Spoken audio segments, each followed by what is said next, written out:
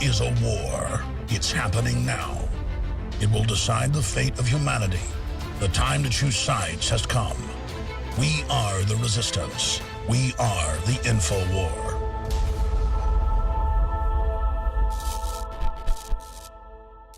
Welcome to the InfoWars Nightly News. It is Tuesday, September 30th, 2014, and I'm Leanne McAdoo. Here's what's coming up tonight.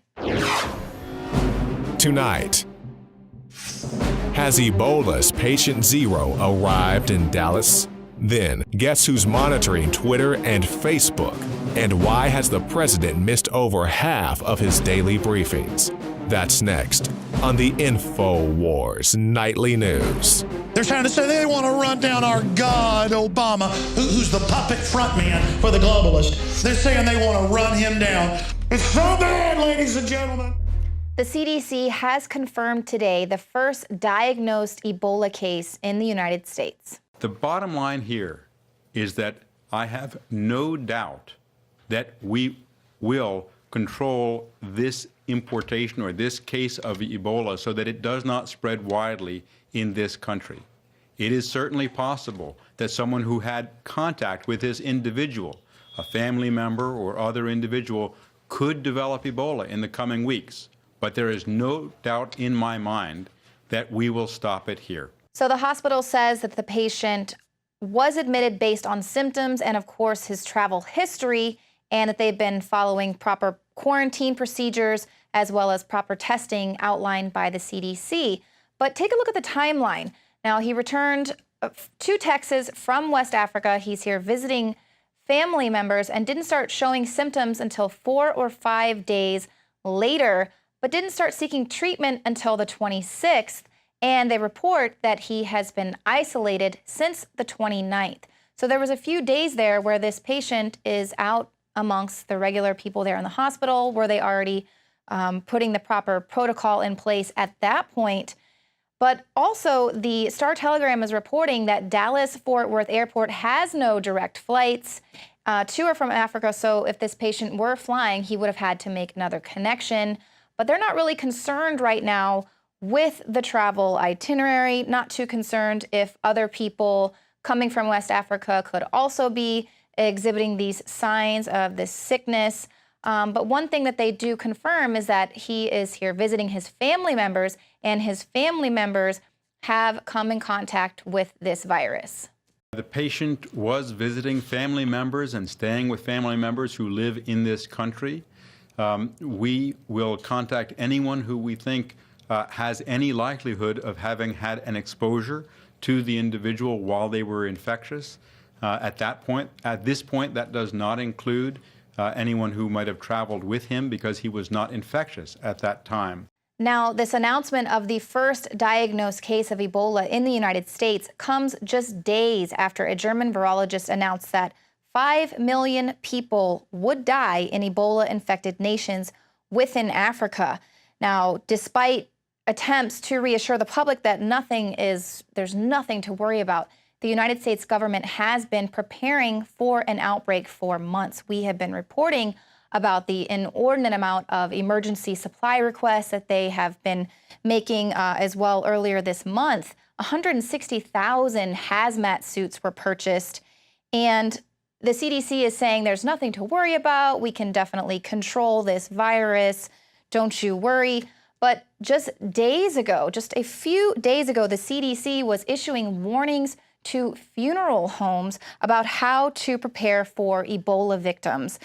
They gave a 3-page list of recommendations instructing funeral workers to wear protective gear while handling Ebola victims, as well as warning them to not carry out autopsies or to embalm corpses. And the station reporting this asks, if the outbreak of this potentially deadly virus is in West Africa, why are funeral homes in America being given guidelines? And of course, that's a great question. Once again, officials are really keen to stress that there's nothing to worry about. There's no cause for alarm. They want to keep the public, just calm and satiated here. But our big question is they've been preparing for this for months. They've ordered the hazmat suits. And just late July, the president altered the existing orders that allow him to quarantine and detain well persons, as in addition to people that might be exhibiting flu-like symptoms. So the question is, will the CDC activate emergency measures after this Ebola case has been confirmed in the United States? Now, currently, plans on the record allow for the quarantine of well persons as well as those who do not show symptoms of the virus.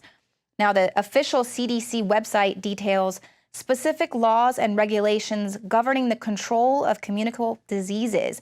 Now, under this, even healthy citizens who show no symptoms of Ebola would be forcibly quarantined at the behest of medical authorities. And quarantine is used to separate and restrict the movement of well persons who may have been exposed to a communicable disease to see if they become ill. These people may have been exposed and do not know, or they may have the disease but do not show symptoms, states the CDC. Now, last month, a former FDA official, Dr. Scott Gottlieb, wrote in Forbes that the CDC will invoke powers to hold a healthy person against his will in the event of an Ebola outbreak, and warned that the feds may assume too much jurisdiction to detain people involuntarily. Of course, this could lead to scenarios where people could be detained for long periods just on a suspicion that they might have been exposed to some pathogen and then forced to submit to certain medical interventions to gain their freedom. And this is, of course, something that we've been talking about, these mandatory experimental vaccines. Now, currently, the CDC is saying that they're not going to be detaining anyone until they begin to show symptoms. That's why they're not really concerned about other people who might have been on this flight.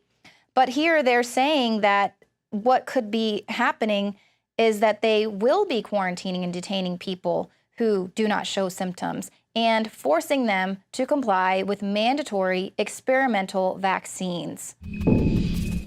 It's Paul Joseph Watson with INFOWARS.com, and the CDC has confirmed the first case of Ebola in the United States. Obviously, this is an unprecedented development. We've written articles for weeks warning that the CDC was preparing for this outcome.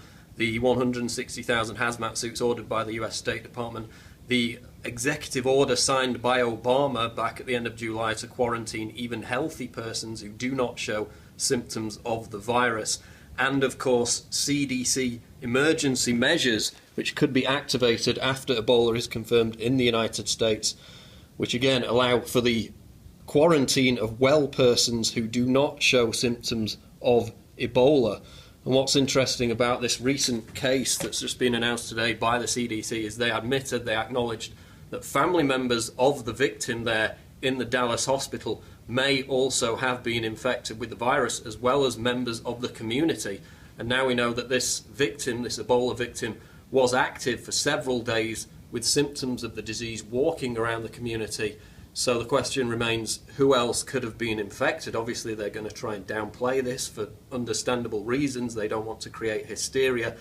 But obviously, a lack of detail at the moment. The key detail is that there may have been other individuals infected with the virus, as the CDC admitted. But we also had this other story today on Infowars.com, which was the CDC warning funeral homes in the United States to prepare for Ebola victims. They're advising workers in funeral homes not to perform autopsies or to embalm corpses of potential Ebola victims. So again, the CDC has been preparing for a while for this. Now they've admitted, they've confirmed today the first case of Ebola in the United States. We'll continue to track it on the Nightly News and Infowars.com. Stay tuned. Just to reiterate, late in July, Obama updated an executive order that was already existing, allowing for the apprehension, detention, or conditional release of individuals to prevent the introduction, transmission, or spread of suspected communicable diseases. And obviously, a condition of release could be taking an experimental vaccine. Now, this is obviously a breaking story, so please stay tuned to Infowars.com for all of the updates. Now, coming up, Chevy has introduced a new car. It features some spyware upgrades. And then, will the threat of ISIS finally bring the globalists that internet censorship they've been dying for? In the past decade, we have witnessed unparalleled scientific discoveries in the area of health.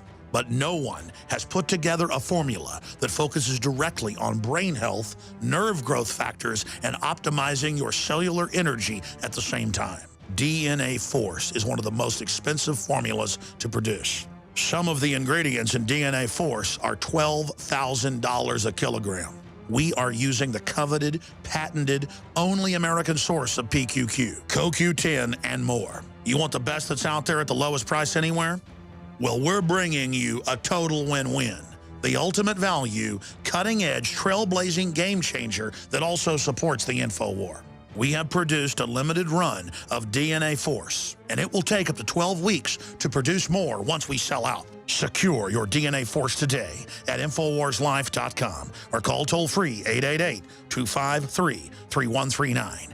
DNA Force from InfoWars Life. Celebrate the spirit of freedom and liberty upon which our nation was founded at InfoWarsShop.com. Molon Lave is ancient Greek for come and take it. This popular design combines both classic Greek Spartan imagery with modern M16 assault rifles. Now available in women's tees and proudly made in the USA. Celebrate the spirit of 1776 with the George Washington brass belt buckle or this incredibly sharp-looking 1776 hat. Badass. And be sure to check out the new arrivals at InfoWars Life, where you can prepare your body to perform at peak levels with Survival Shield, Nascent Iodine, Super Male Vitality, and Fluoride Shield. And wake up, America. Immune Support Blend is the healthy choice for the gourmet coffee lover. So get incredibly high-quality, freedom-based products and help fund the revolution at InfoWarsShop.com.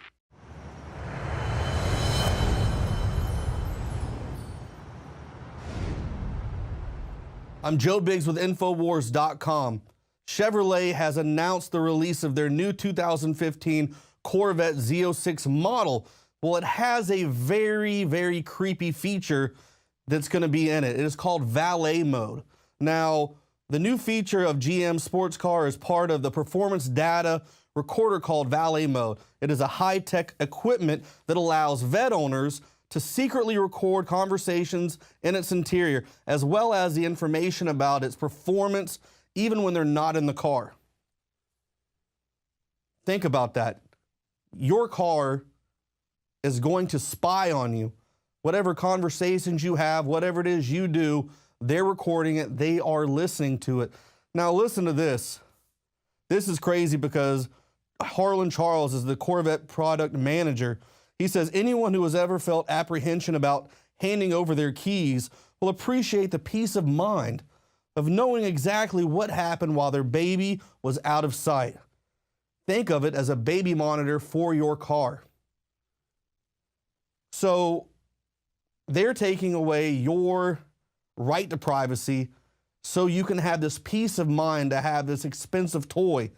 They're using it under the beard that when you go and take your fancy brand new Chevy Corvette to a restaurant, to a club, and valet has it, it's to give you peace of mind because in case they decide to go on a joyride, it's not because they want to store and collect data on you and find out what it is you do, because the kind of people who drive Corvettes usually are going to have a lot of money, probably work in some kind of business, something like that. So it's a good, valuable tool for the NSA to be able to secretly snoop in on your conversations because it records all data. We all know these cars have built-in telephones, so the NSA can listen in to your calls now. We already know, I showed you the video last week of my Samsung Galaxy, how inside the user agreement, it's saying that the NSA can spy on you and they're not liable for any data lost, anything like that. So one of the things that's happening right now, RT wrote an article saying Little Spy Corvette, GM's new high-tech recorder, illegal in many states. So it's illegal to record people without them knowing about it. But I'm pretty sure there's going to be something in that user agreement when you buy your car, you'll sign that privacy away, or that right to privacy away, and they'll be allowed to use that as a way to get through the legal court systems right here.